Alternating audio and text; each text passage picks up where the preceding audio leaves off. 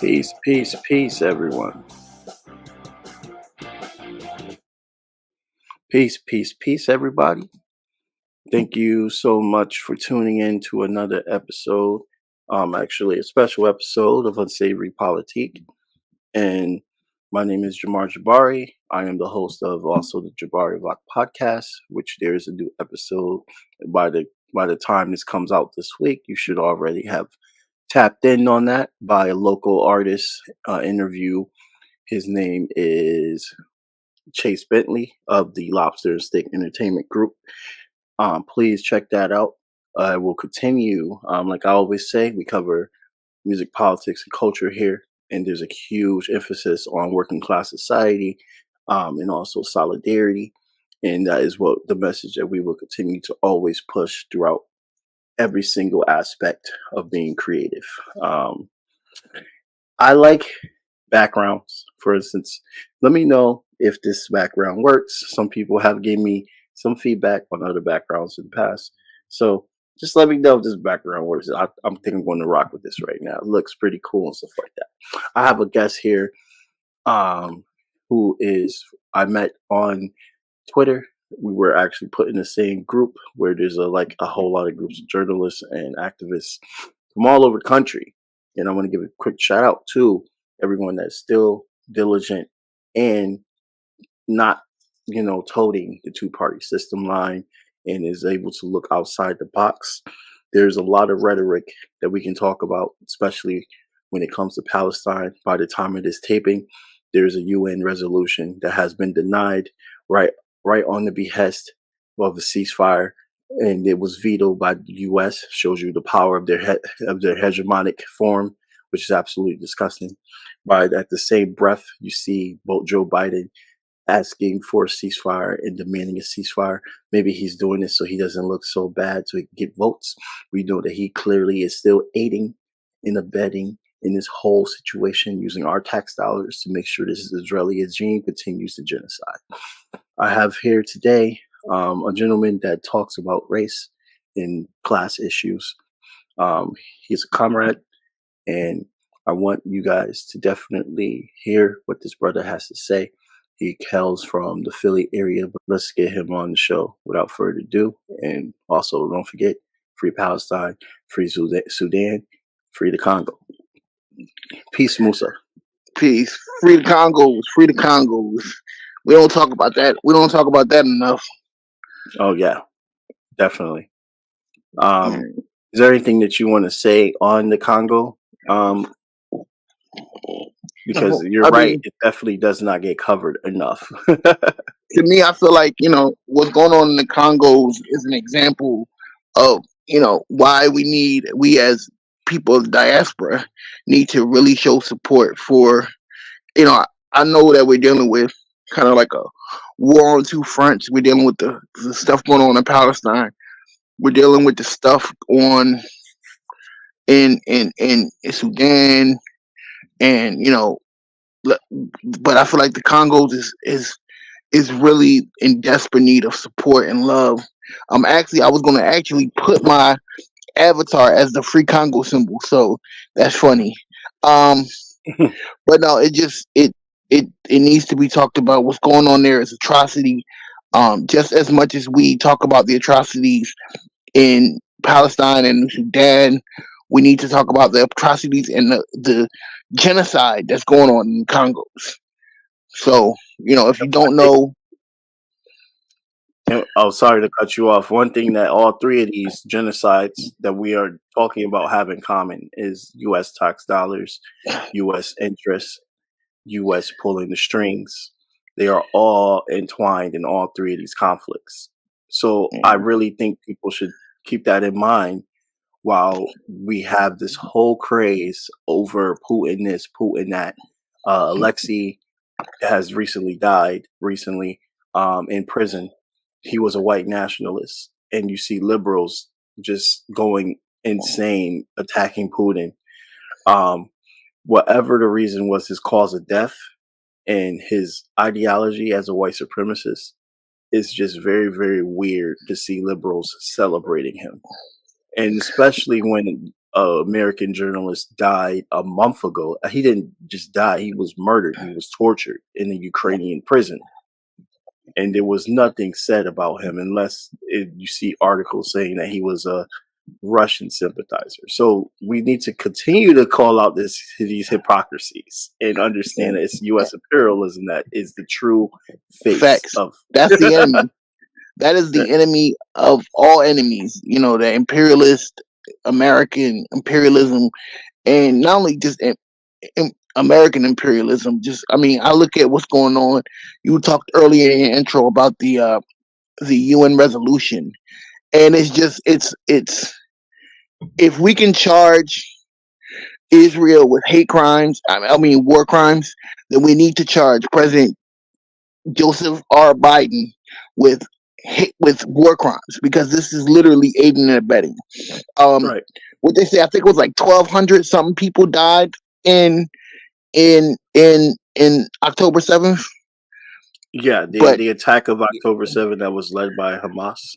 Yeah, so I mean, it wasn't an attack.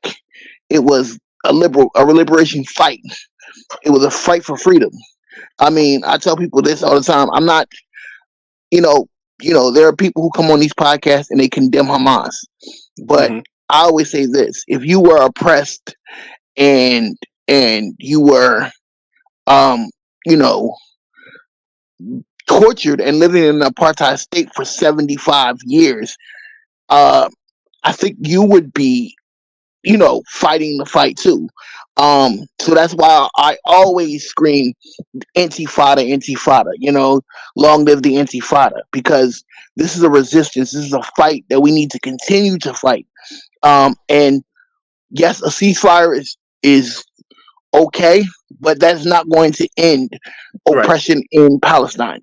That is not going to end. The only thing that's going to end this entire situation is if Palestine regains the land that was given to them, that belongs to them, from the river to the sea. Yes, and I totally agree with you with that. There is a very particular situation here in Connecticut that I would like to share, with a South African artist by the name of Tabiza, who is also very, very well known throughout the city of New Haven for her music and advocacy, and also she is a part of nonprofit work as well too.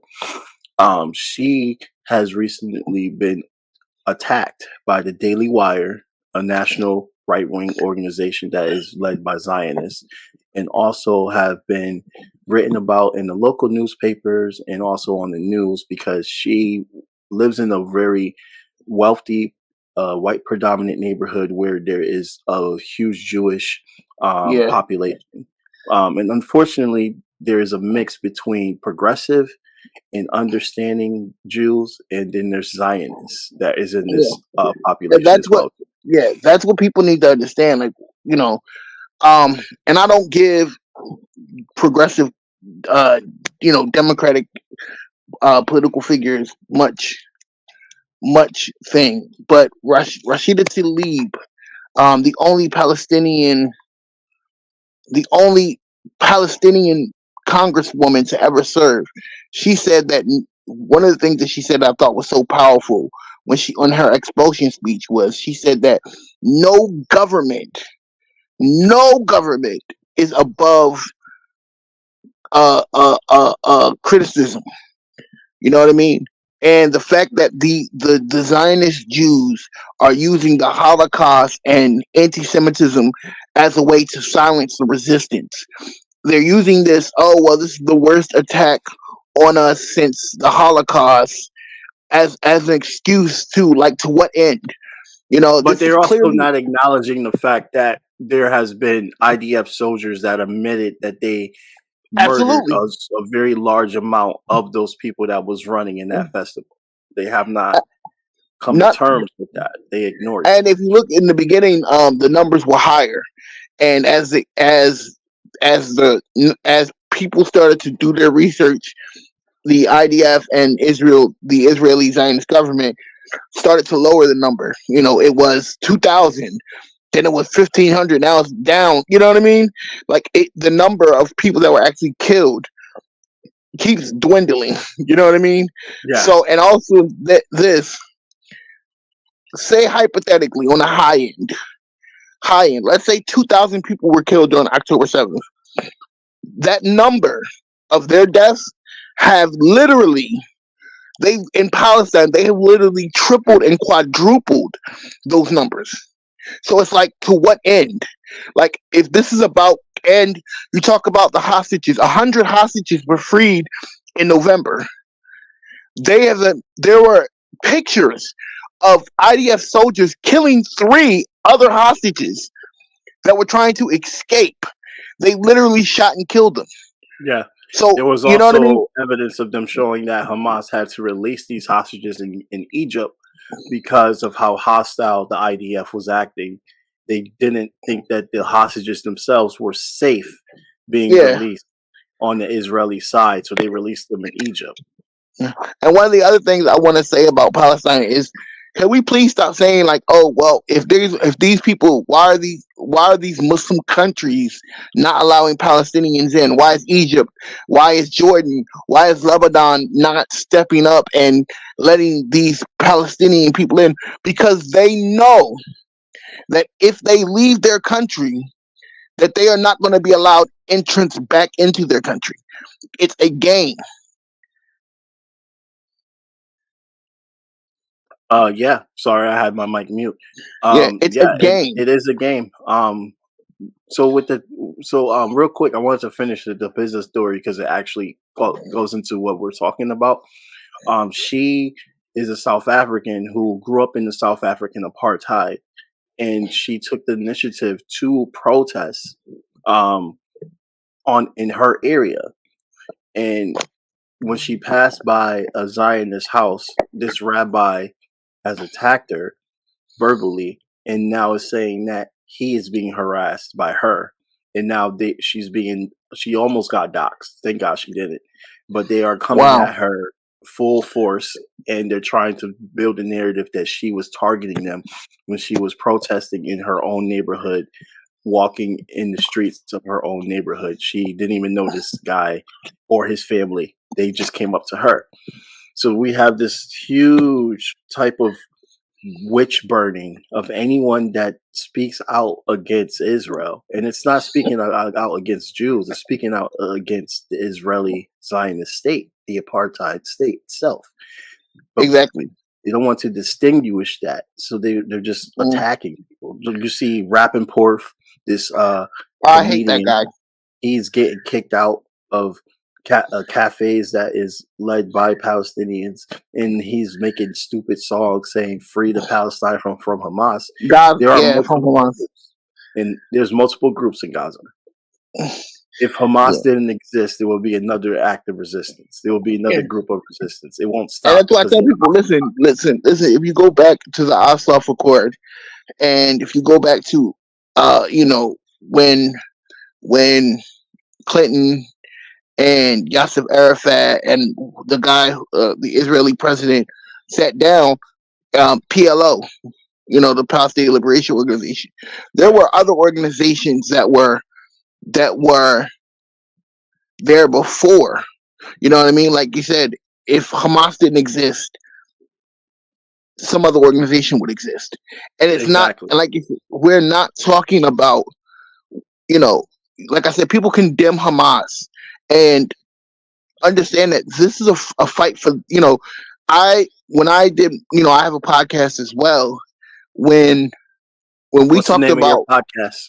it's the voice of the people, I'll voice of make the people sure the link podcast. is below. I have your link for Yeah, people to check out. yeah. When we talk about, and we went through it was like 2.5 hours of because they say, well, never again, October 7th, but October 7th would have never existed if 1946 didn't exist. You know what I mean? If 1965 didn't exist, if you know what I mean, so we can dance around the issue and only talk about one particular incident, but there's been multiple incidents. Even recently, when we had the ceasefire, Israel did not stop bombing in it Right. just because of the ceasefire. So you understand what I'm saying? And they're not. We're talking about white phosphorus bombs, which are outlawed. We're talking about indiscriminately targeting hospitals, mosques, colleges. Um, these are the things. These are the things that South Africa is bringing to, and like you said, the conduct of the soldiers. If Yeah. you want to find out the temperature of the Israeli IDF soldiers, just watch TikTok. They're Oh always yeah. there. They're They unshamefully.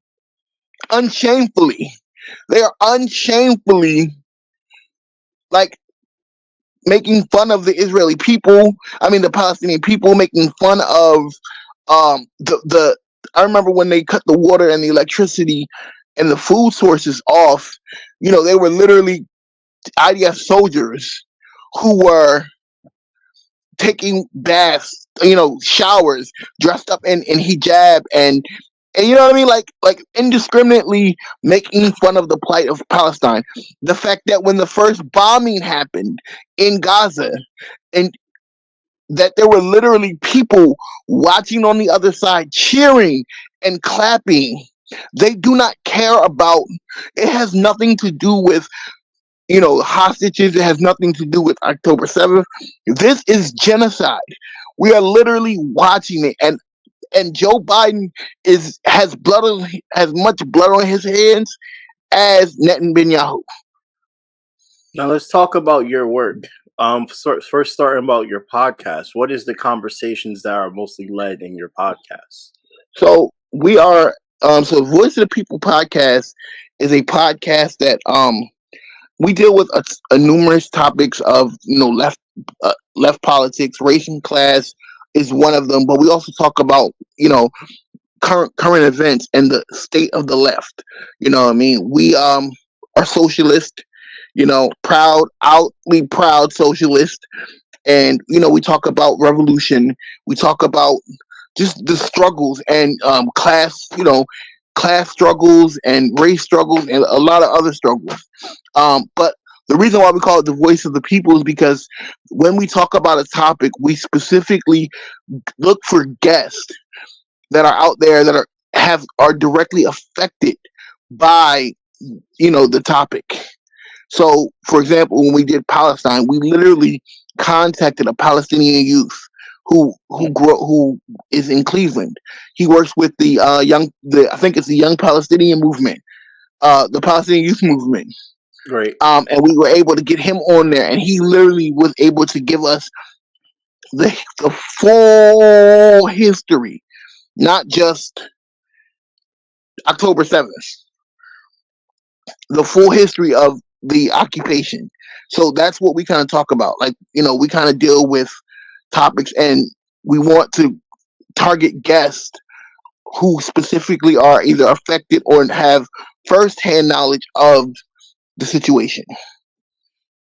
That's really dope. How long have you been doing this podcast? So we have not been doing it very long. I come from a journalistic background. I you write have really good editorials, by the way. Yeah. Thank you. I write for. I'm a staff writer for the Burning Spear. Hands off Uhuru. You know what I mean? So that's how. So and I've been writing for years. I've been organizing for over 20 years. So for almost 20 years. So writing and journalists has been a way and outlet that and more importantly, it's about educating because when dealing with these type of topics, I feel that education is a very important thing that needs to be political education. When I was coming up, my elders really instilled political education in us. You know what I mean? And my writing style is very simple, very they're short little articles, but the idea is to reach people who don't necessarily know all of the science, who Right. don't know all of the the jargon, the socialist jargon, and being able to break down what we want. For example, I just did an article on the roles and responsibilities and the framework of the community in a socialist revolution. You know what I mean? And I did it in such a I did it in such a way where that everyday people can understand what we're talking about. And it's not just this long, lengthy editorial about why we need a socialist revolution. You know what I mean? What do you say to the fellow Black people that don't think that our struggle is embedded in the socialist revolution itself? They are sadly mistaken. For me, we built this country, right? Our blood, you saying that it's not, you don't feel that our struggle is based is ingrained in the socialist struggle. Just the fact that we were bought here as chattel slavery, right? We didn't get the immigrant luxury. Yeah, we were actually kidnapped. Yeah, we were actually kidnapped, and we built this country. 90% of the wealth of this country was built off the backs of Black people. We were the commodity that was traded in the stock room. You know what I mean? We were the commodity. That in itself is capitalism. We were built here for a capitalistic purpose. The wealth that built this country was built off of our backs and brows. Yeah. So it is as much ingrained as apple pie. It is just as American as apple pie, which is why I say slavery is just as American as apple pie. Just go to the prisons. Go to the prisons. 85% of us, Black people make up 85% of the prison population. And we're slavery only like 13%? And we're only 13% of the general population. But we make up 85% of the prison population. And guess what? Those workers that are in that prison, they are that's slave labor. And they build the products for us to keep up with China as a commodity. You know what I mean? Yeah. So it's all relative and it's all connected. Our struggle is just a part of the capitalist struggle as anybody. Immigration. That's another huge issue that's on the topic. Capitalism. You know what I mean? Like it's all relative. Yeah. I agree. Also, when it comes to terms of materialism, I've read some of your articles speaking on that as well too. Can you explain to the congregation? I said congregation. Can you explain to the audience what is your soliloquy on materialism and the importance? So, for those who do not necessarily understand what materialism is, for me it's the state of our society, right? It's the state of our thing, and materialism basically deals with the fact that whatever economic state is in is also our social state. So the connection between race and materialism, I actually did an entire article on race and materialism, and just to talk about the correlation. I didn't pull it up because I write so much. Yeah, you always got articles. I try to catch up, but it's good. It gives me time because I read a lot of other stuff too. So yeah, Yeah. So like yeah, so we talk about the connection between race and materialism, and especially dialectical materialism. Yep. So yeah, so yeah, it's that and like I said, my key thing that I do is I try to connect mainly our kind of people Hmm. and the black left, and educating a lot of people who are not necessarily understanding, or what is socialism, what is what is Marxism, what I mean, like they don't have a clue. So that's Right. where the blog is. It's kind of like a tool. um I'm not like a lot of you know not even black leftists period. A lot of people they're worried about the clicks, the views. They're worried about getting their material out there, the book deals. You've had guests on here who sell books. Yes. But I'm not that guy. You know what I mean? I love to do what I do. I stay in my lane. I'm mostly an educator at this point. I've organized with a bunch of organizations. I was a part of the 2011 Occupy movement here in How old are Philadelphia. you? I'm 35. Oh, okay. So you I you you started got when I you was got about 4 years on me. yeah, I was 15 when I started organizing. Nice. Me too.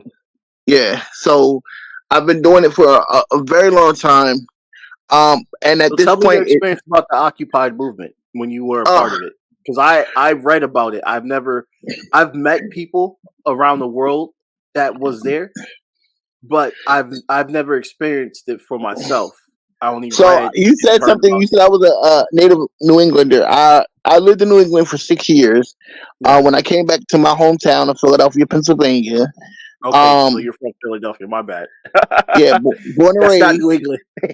Yeah, that's not New England, but no, I love New England. So when I came back to Philadelphia in 2009, um, we had just experienced one of the greatest economic hardships. So as a millennial, right, there are two major events we always think of in connection to millennials. Right. One being 9/11, and the other Hmm. being 2008, the recession of 2008. So understanding what happened in 2008. In 2008, all of the banks, all of these big banks, failed. They could not. They were putting out these predatory mortgages, and they were burning the books, and they were, cooking the books as they call it. And what happens is the whole entire economic system, banks started to close because they could not afford to pay their debts. They couldn't afford to manage. So fast forward, I'm giving this a brief history. Yep. So what happened was, after that, when I came back to the scene in 2000, they started to give these banks bailouts, right? And I'm a college student. I got college loans. I'm working. People could not find the young people who made up, because at that time we were mostly young people. You know what I mean? At this time I'm like 22. I'm 22. Uh, barely making it. Living at home, trying to make ends meet. But you got billionaire bankers who were getting bailed out and taking the money that our government tax money and paying it to these bankers who were literally giving themselves raises, Yep. buying yachts, Yep. buying expensive homes, and going on retreats. So you had basically a group of young people. It started in Occupy, New York. It started in Zuccotti Park. Shout out to all my occupiers out here who are now, we're mid-30s, you guys. That was 11, almost 12 years ago. 13, yeah, almost 13 years ago. Hmm. So you had a lot of young people who were there and saying, like, I'm a college student. I cannot afford to why do they get the privilege? It's the 1%, and it that was pretty much Occupy. You know what I mean? It was dealing a lot of times, most of it was dealing with banks and responsibilities, and that our government is appeasing these 1%, these big bankers, and not taking care of the people who are paying taxes. Um, we did other things as well. I was arrested a bunch of Jesus. times in Occupy. A bunch. One of the first times was um, we did an event in front of our this, this place in Philadelphia is called the Roundhouse. It's basically the central police station, Hmm. and we got arrested. It was for Oscar Grant. It was in honor of Oscar Grant. Um, I think it was like his birthday. We had did a protest in there, and I wound up getting arrested. Um, and just different things. And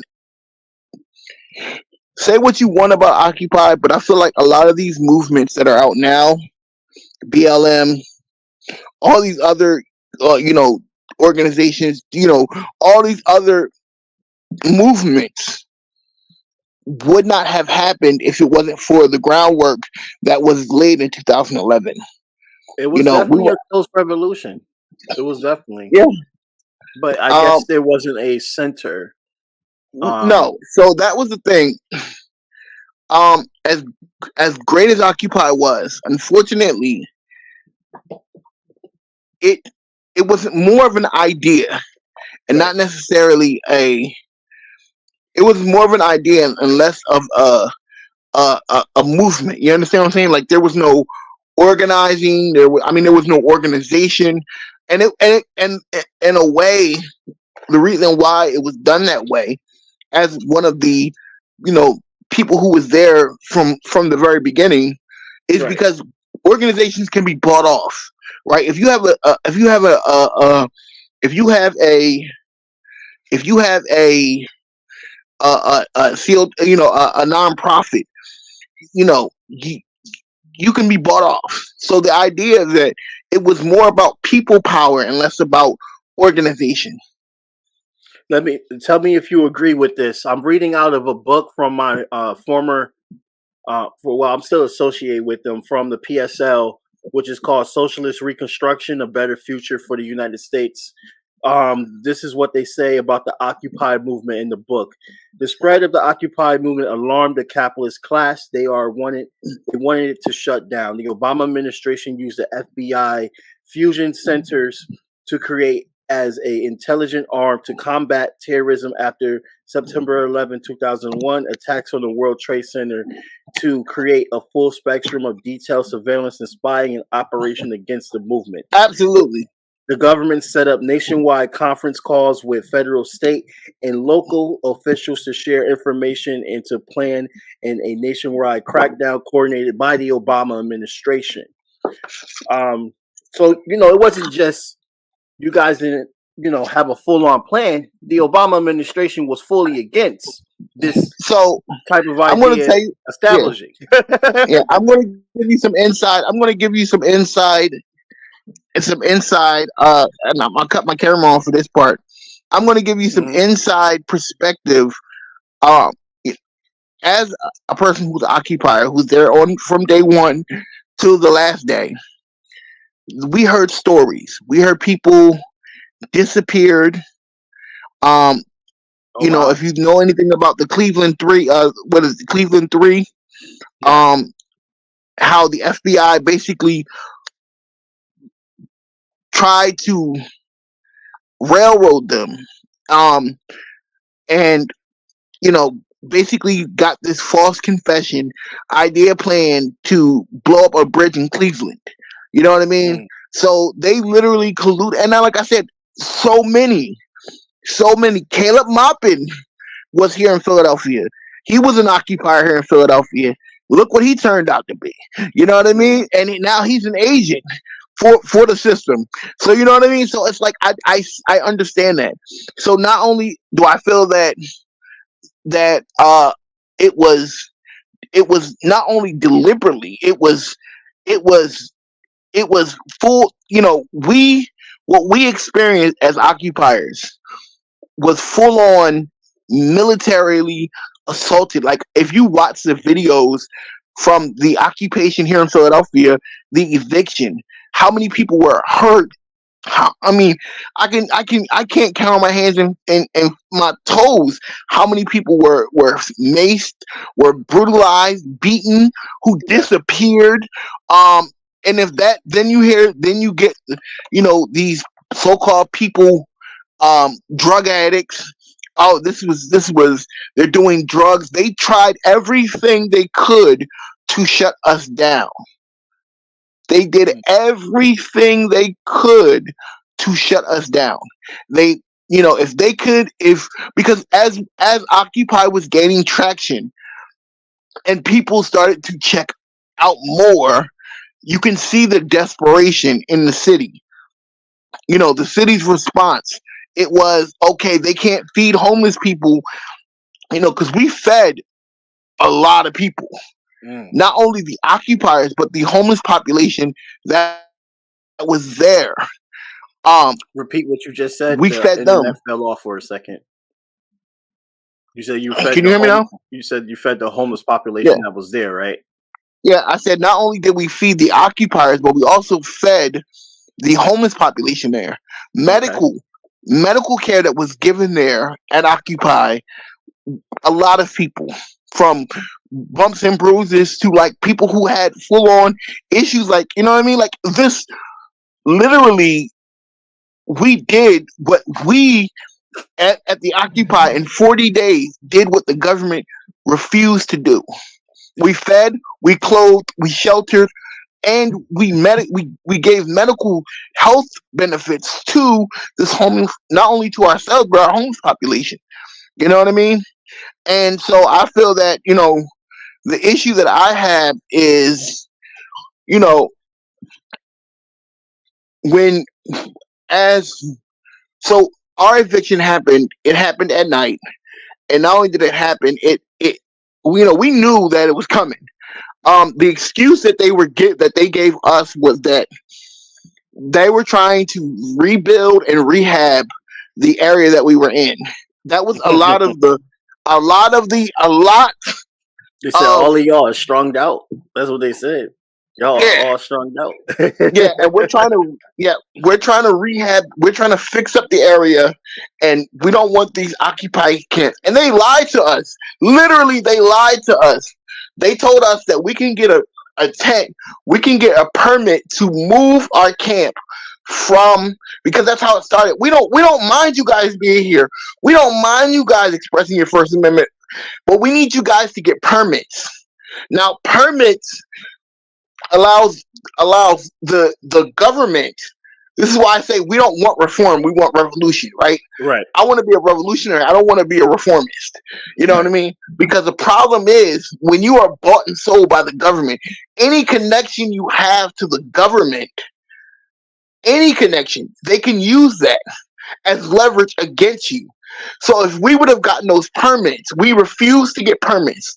The reason why is because we realized that if we get permits from the government, they can eventually deny, whenever they're ready, they can deny and revoke our permits. And Mm. now we're breaking the law. And that's what they needed. In order for them to defame us, in order for them to get us out of there, they had to use uh, public uh, they use the court of public opinion. You know what I mean? Oh, they're doing drugs. Oh, there's rapes that are happening. No, P.S. By the way, none of this stuff is confirmed. Yep. We are. I work as in. I worked with some great people, and I was a part of the media working group. And we kept putting messages out there like, "This is not true." Basically, combating what they're saying. You know what I mean? Oh, they're Yeah. being a nuisance. There's dirt and filth. They're making our city dirty again. You know what I mean? Like, so Yeah. all of this, if they can get the public to turn on us, then if they can disconnect the revolution and the revolutionaries from the people that they're trying to reach, then Right. that's where it's at. You know what I mean? And they Yeah. did this. Yo, I totally agree with you. And I think because of that, and also with the DHS, um, law that was put into action under Trump, Yep. which was also funded by the Democrats themselves. So here we are. You got the Obama administration cracking down like that, and then you also have the Trump administration getting this DHS law passed that was also prompted by the Democrats. The Democrats were for it as well too, where they could go in, and you see the experiment in Portland where they went in not acknowledging who they are, not acknowledging your charge of arrest or anything, and they just go and grab you. This is all designed so a movement like Occupy that can be more one day more even more effective can never exist. So and that's the idea. Like I said, I have friends in both New York, in Cleveland, in DC, up in Occupy Boston, they have stories of people literally being arrested by the police. Now we have a DA team, which is a direct action team. So if you were to get arrested, hypothetically, if you were at a protest and you got arrested, you would tell you as you're being arrested, you would tell them your name and your date of birth. They would write it down so that we can post bail and we can get you out. You know what I mean? Like it was that very much that self-sufficient. There would be times when you would go and try to get someone bailed out, and we have no record of this person being arrested, and we would never hear from it. And this is not, and I'm not lying. These are literal events that have happened. You know what I mean? Yeah. You would go out and like the person would never be seen again. And they cover that so well because even when during the Bush administration, there were Muslim families that disappeared. Still to this day, no one knows their whereabouts. Yeah. And then we're not talking about just a few. We're talking about hundreds. Yeah. So it's like, where did all these people go? And and if they can do that to hundreds of people, and these were people who have communities, you know, we were looked at as the people of Occupy were looked at as, you know, we were looked at as, you know, those protesters, you know what I mean? Like, you know, most of us, like how they're demonizing BLM right now. Yes, we were first, exactly. Right. How they're, you know, but more importantly is it was a mixed bag. So some of these people that were there, they believed wholeheartedly in the movement, but they had no, like, they were wanderers, you know, they didn't necessarily have IDs and stuff like that. And we didn't necessarily know who they were. Right. So once they got arrested and we went to go try to post bail on them, you know, it's always, you know, it's a mixed bag. And oh, we have them back. Hello? Yep, I got you. Yeah. It's funny that the district attorney of Philadelphia right now, Larry Krasner, is my former attorney for a lot of the cases that I got in Occupy. Literally, we got him elected. I literally wrote an article about him it was called Larry Krasner, Friend or Foe. Because when Larry put himself out there as a friend of the people. You know what I mean? He was a protester. I mean, he wasn't a protester, but he used his legal resources to get a lot of us out of prison and out of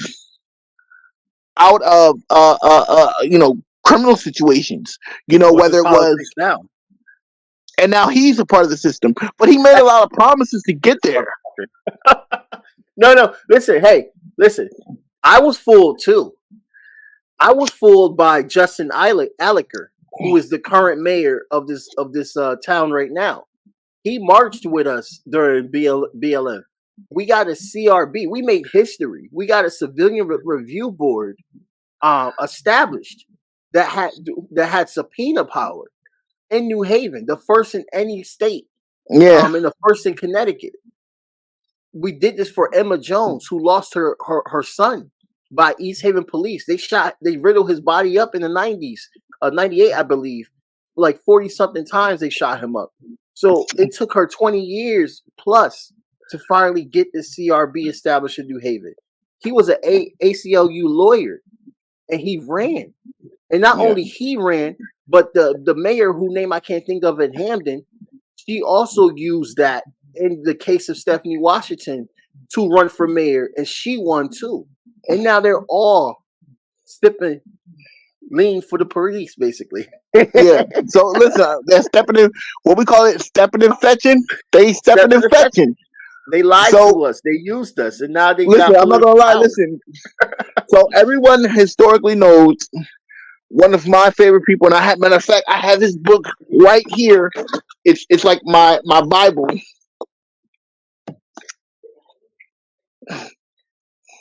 Y'all know who that is? Yep. You know who that is?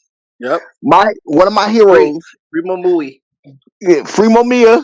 From brick by brick, wall by wall, we going free Momia Abu Jamal.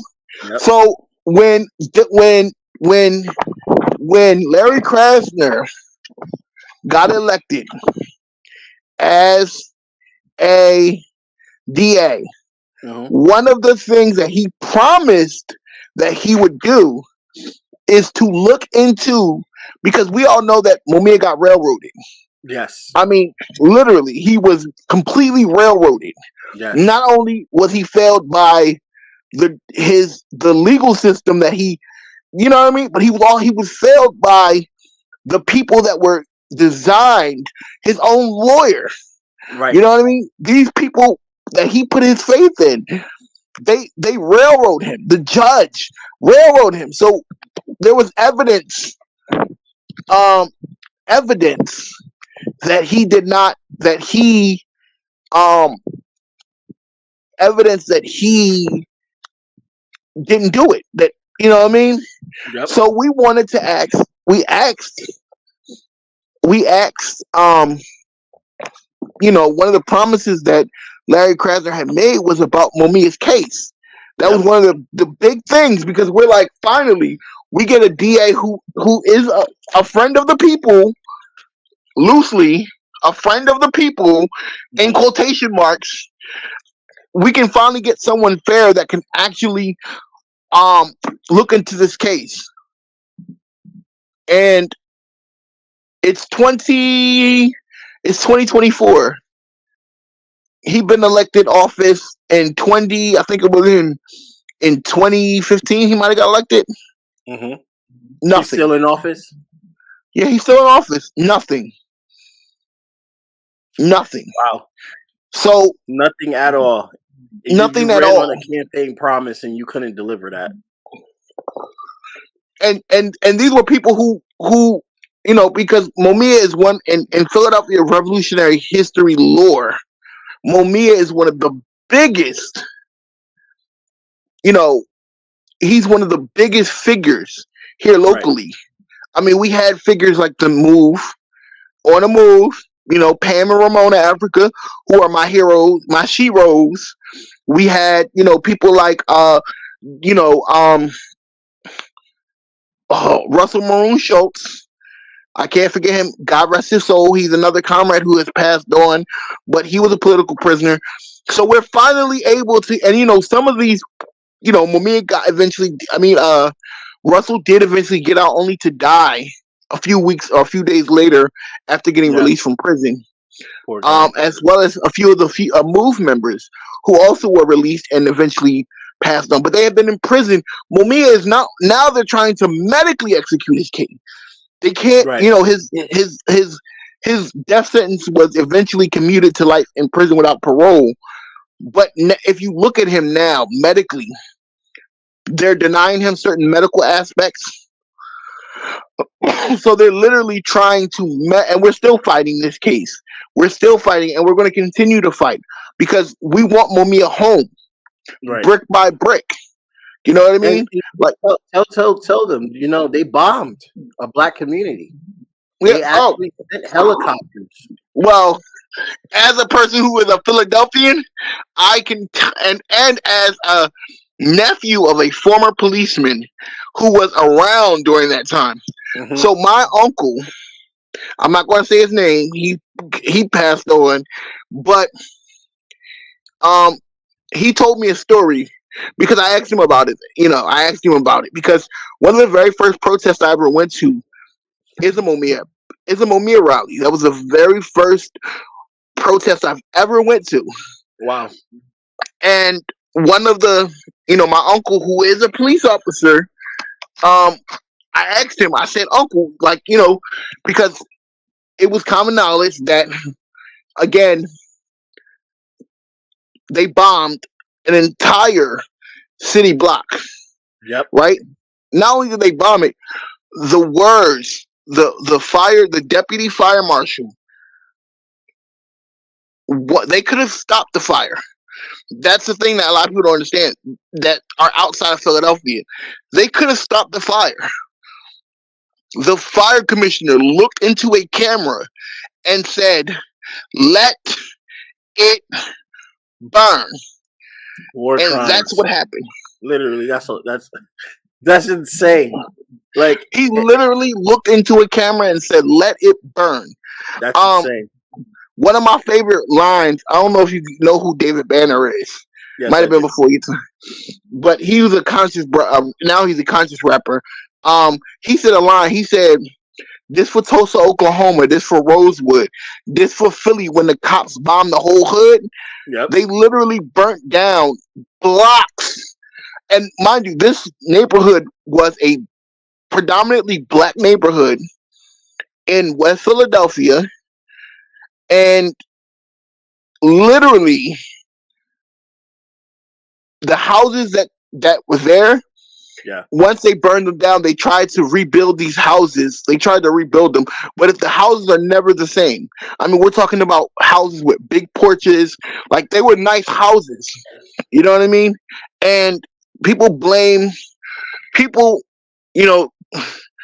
how can I say this? Because, people look at it like, well, Move, they could have operated differently. You know what I mean? But this was not the first encounter that Move had with, this was not the first encounter that Move has had with the police officers. Blame the victims.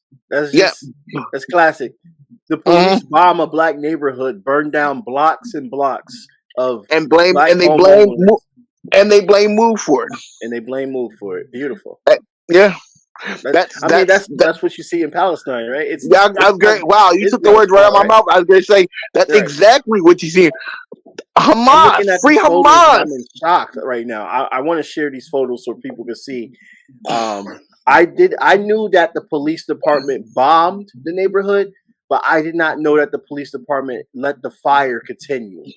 Let it burn, baby. That they did that, and I'm rarely shocked at a lot of things. Let me show these photos real quick so people can see. Because when I read about it, I read that it was just bombed. I didn't read that they allowed the fire to continue. That's absolutely insane. So there was allegedly, still not proven, incinerate. They said that they're allegedly what started the fire and made it bigger was the incinerator devices that Move had on top of the bunker. But that has never been proven either. And also after you show these, I'm going to let you see. I'm going to tell you something else. Yeah. On a move. This is insane. Wow. Look at that's blocks. That's blocks. Click it. Let the people see. This is what he means when he said, when the cops bomb the whole hood. Look at that. Wow. That's an entire neighborhood. This looks like a war zone, like overseas. Yeah. Doesn't it look like Gaza? Yeah, it looks like Gaza. And if you look go back up. Yep. Look at the houses now. Look at the houses then, and then look at the houses now. Keep on. That right there. It's a brown house. Go back up. And yeah, go back up. It's like the top picture, not the little bird, the one up there. Yeah, right there. That's the houses. These were the houses that they built for them. Wow. Now you see how the houses look, right? Yeah. And you see those houses. Yeah. Mind you, that other picture, that's Birdie Africa. Yep. On the move. So yeah, so wait, don't click that story yet. I'm gonna tell you it. Okay. So after the bombing happened, the bodies of children remains were donated without parents' consent, without the parents' knowledge, because No way. most of the members of Move were either arrested or either incarcerated, wrongly incarcerated, or they were murdered. So a lot of the bodies that were of Move children were given to the University of Pennsylvania University of Pennsylvania Museum, and they used these remains. And only recently were we able to get those remains and give them back to the victims. Wow. What? How long did it take to get the bodies? That happened in 1985. So the bombing happened in 85. So you're saying over 30 years it took them to bring the remains? Over 30 years. Yeah, and we go and we do a march there every May. We do a march every Mother's Day. They have a march. Ramona Africa, who is like my shero, I actually have a picture of her, me and her, at an event here in Philadelphia. I would love to speak to one of these people. Well, they're very. I'm sure that we can find. I'm sure that I can, or that I can talk to somebody. Mm-hmm. Who knows, because at this time a lot of them are older and a lot of them are very yeah, I get it yeah. I understand. Yeah, I reached out to Michael. That was around Mike, the time when that was around the time when Michael had the documentary coming out. So it was a wrong timing. Yeah. So I know Mike Jr., Mike Africa Jr. Shout out to him and his mother and his father. They're revolutionaries. You know what I mean? And I always say that you can't say Mumia without saying Move, because Move and Mumia are those events. If you think about it, what made Mumia literally become what made Mumia a target. I mean, he was a target, of course, from the time that he was 14. He was a Panther member. Yep. Sorry. Yeah, he was a member of the he was a member of the Philadelphia chapter of the Black Panther Party, and so of course surveillance, but Mumia was he's a righteous brother even now. You know what I mean? Like, every time I ask someone how's he doing, they always tell me he's in good spirits. So, and that he understands that, we're going to be fighting out here. And if it takes my lifetime, your lifetime, we're going to eventually see that he be released. Right. He deserves it. You know what I mean? Yeah, man. How long has he been in prison for now? It's been about almost 40 years, right? Almost 40. Yeah. It's funny. I said this. I would never cut my hair. I'm not going to cut my hair until he's free. Word. I owe everything to this man. Like, he's a real life hero of mine. You know what I mean? Like, right. The fact that he was a writer, I was a writer. He was a part of the Philadelphia Black Journalists Association. He had a very powerful show on WDAS, which is a local radio station. You know what I mean? Like, Mumia, he and his family. I talked to his cousin, one of his nephews. He is a dope individual and a powerful, and I think that's why they would rather burn the prison down than to let him out. I mean, yeah, him and Leonard Peltier, Yeah, they are just too great of individuals to be let out. Honestly, yeah, they're too powerful and too important to us. Um, that it would give us something. It would give the people something very very important to believe in if these guys were let free. yeah, yeah. And man, for me, man, it's just, man, like I said, I owe him everything, and anyone who like I tell people, and I don't mean to be rude, and I always tell this on, and me and you are in the same group. One of the big complaints I always have with online internet commentators is that they're not revolutionary. They're online and they talk the talk, but how many protests? I mean, it's more than just going to a protest. It's more than just writing a blog. It's more than having a podcast. What are you doing in your community to Right, affect revolution? right, Communism, socialism is not a theory. It's not it's not just a science. It's actually doing the work. You know what I mean? And a lot of the issues I have is that a lot of these young communists and these young socialists and these young revolutionaries is that it's a fad for them. And I look at it as like, this is not a badge of honor. This is a burden. I've lost yes, friends. I have yes, family members that I don't speak to. Uh, you know, I've lost jobs. right, I've lost opportunities, money, right, because I believe in this revolution. I right. believe in our fight.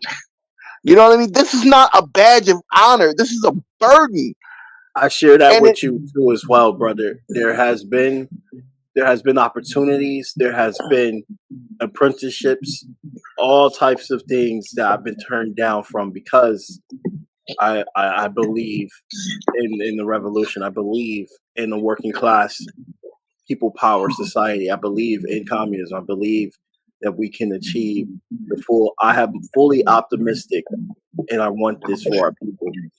Yeah, And and it's I a tell you this, and I it's not told you that this. it's bad. It's a sacrifice. It's not Yeah, a that they want to say. It's not, oh, you're going to grow up and become more right wing. Why? All my mentors grew up and they are even more left. So it's like yeah, this is yeah, a commitment. You're a soldier at this point. yeah. Not you're That's not and that's the mentality that you have to have. This is not like, I don't know, the passion. Even talking about it, the level of passion that I have in my heart, because I fully believe this. Like, it's not a fad. I don't, and I said this earlier. I don't do this to sell books, to get views, to get exactly. clicks. If it happens, cool. But this is why my book is only It's only $10. It's only $10. I'll make sure I'll You know have what I that link mean? in the description. Yep. My other book is only $8.99. The ebook is only $8.99. And the reason why is because, and then most of the stuff you can get online for free. And the Right. reason why is because I want to make it accessible to people. I mean, I'm serious, because some revolutionaries, they want to be famous off of, they want a revolution to be famous. They're using, and I'm not saying that some of them don't. I'm not saying that the ones who are selling books, and it's not jealous and it's not hate. You know what I mean? It's like, do you? But some of us are really out here in our communities fighting for our lives and fighting for our principles. This ain't a fad for me. I could have sold billions of books. I could have been working for any number of major news articles, major news networks. I choose it. I Hmm. choose it because I believe in it. You know what I Well, mean? yeah, definitely. I You've had people on your show that are all about selling books mhm. and are trying to get famous, but that's not me. I'm a different breed, bro. I'm a different breed. I love what I do, and I will never stop doing it. I will be a billion years old, still out there protesting, Yep. still spreading the message of our people in our fight, because the proletariat struggle, and like I said, I even think back to people like Fred Hampton, Huey P. Yep. They were young. Fred Hampton was only in his 20s when he died. Can you 21. imagine the life that he could have lived if he chose a different path? I tell You know what I mean? everybody that have these conversations, that ask these questions, why are you so outspoken? Oh, by the way, we're past time, but this definitely be the last thought. Why are you so outspoken? Are you looking for attention? Here's the thing. Martin Luther King's mother was also assassinated right after, I believe it was a year after Martin Luther King was assassinated. Martin Luther King was broke. Malcolm X was broke. All of our revolutionaries, Fred Hampton was broke. All of our revolutionaries before us, yes, they may have gotten some type of fame. Rosa Parks was broke. They she have had to. accumulated some kind of fame, but they didn't have a good ending. They were persecuted. They were attacked. Listen, I'll tell you this. MLK was I'll the tell most you this. hated before when he died. He was the Yeah, most I'll hated tell you this. Hold up. I'll tell you this. Merle Evers. I don't know if you know who.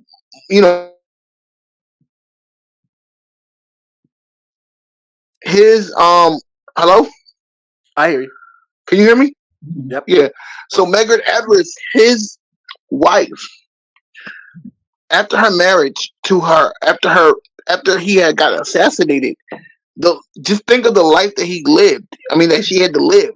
You know what I mean? Like, these people are not people who are like, I mean, they're famous to me and they're famous, to the movement, but to the movement. But to be honest, like, wealth was not their thing. You know what I mean? Like, it's not about the wealth.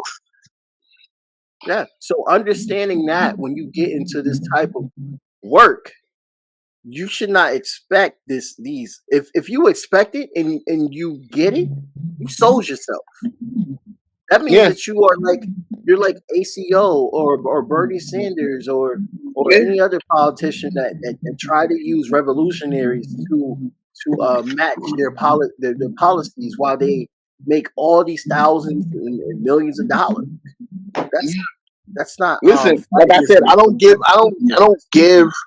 Bernie to me is a dead horse, and I supported him, but and I'm gonna say something, and I'm gonna leave you from the last note. My grandmother told me something, and I'm gonna say this about all the politicians, all these so-called famous revolutionaries.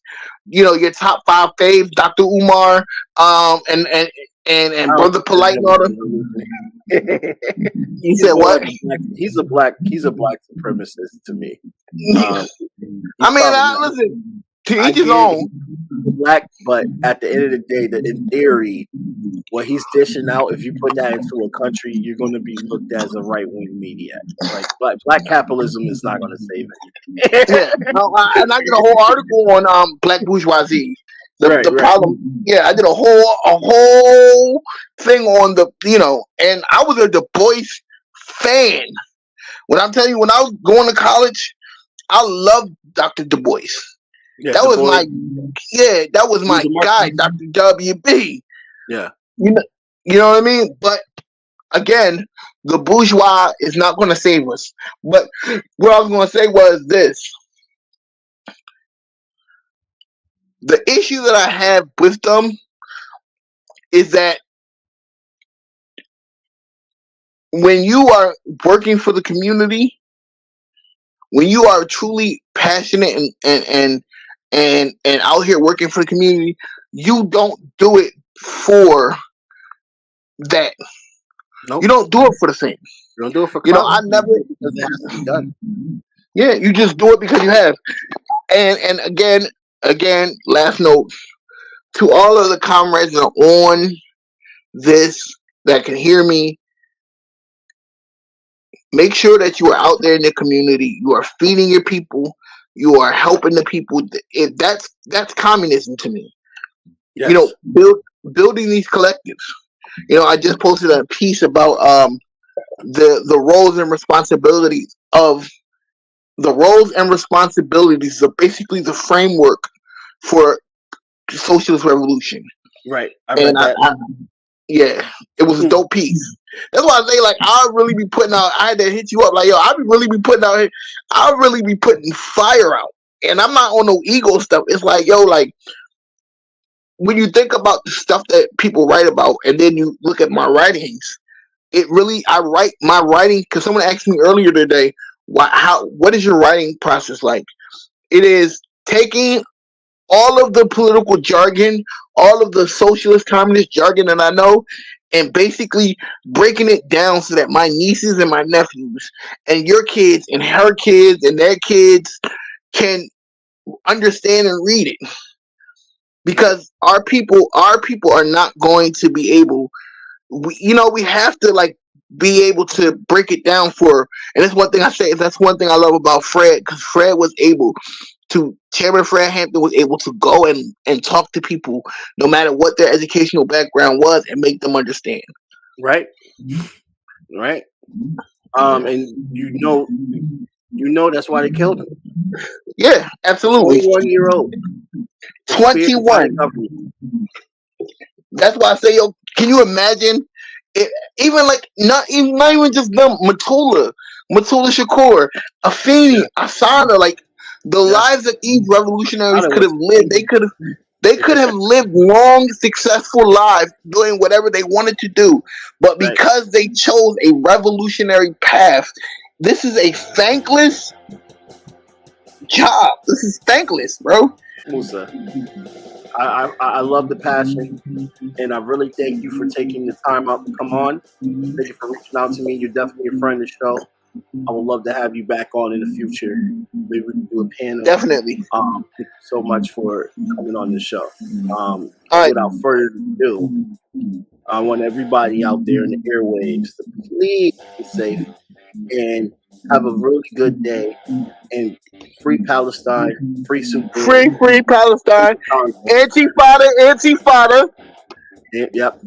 They try to demonize that word. Don't be anti-Fatah. Yo, listen. I say it every time I post about Palestine. I always put Antifada, because I go to some of these protests and they don't even have. They say free Palestine. They don't even say from the river to the sea anymore. They say long live. They don't say Antifada anymore. I'm like, man, what? Antifada. Right. Well, have a really good day, my brother. And for everybody out there, have a good day too. Be safe. And this is Unsavory Podcast.